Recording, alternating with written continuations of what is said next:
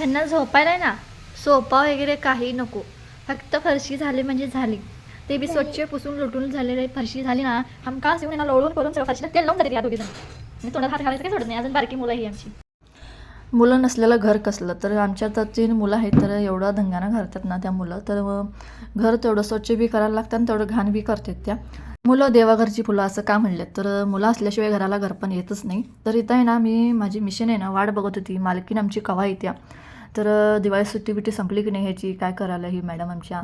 तर इथं आहे ना मला कस्टमरच्या 2-3 साड्या आलेल्या. तर वरच्या 2 साड्या होत्या त्या कस्टमरची होत्या आणि खालची ती लिंबू कलरमध्ये होती, ती आमच्या मम्मीची साडी होती. तर खूप छान होतं. तर मला वाटतं की ह्या साडीला आहे ना वर्क क्लास पैसे दिला असेल, म्हणजे वर्क खूप छान होतं साडीवरचं.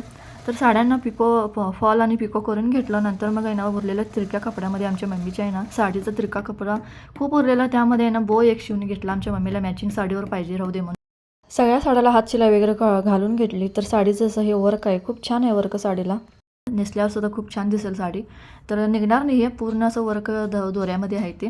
नंतर मग आहे ना पाऊस काय सुट्टी दिनं झालं आहे, पावसानं काय आपला रस्ता काय विसरला आहे. थंडीच्या महिन्यात पण पाऊसच पडायला आला इथं. तर खूप जोरात पाऊस पडत होता. हे तर बघा पत्र्याचं पाणी किती पडायला आलं. तर नंतर आहे ना जेवणाची वेळ झाली, जेवण वगैरे करून घेतलं आणि दुपारनं झोपून गेलो.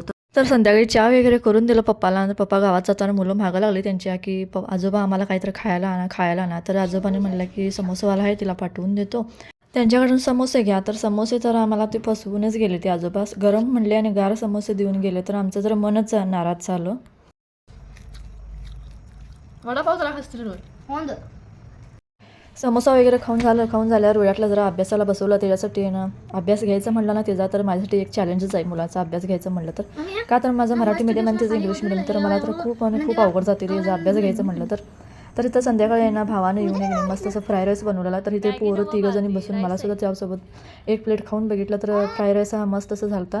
तर खूप छान झालता. बाहेरून आणतो तसा, फक्त ह्यात आहे ना फूड कलर वापरला नव्हता, त्यामुळे छान लागत होतं.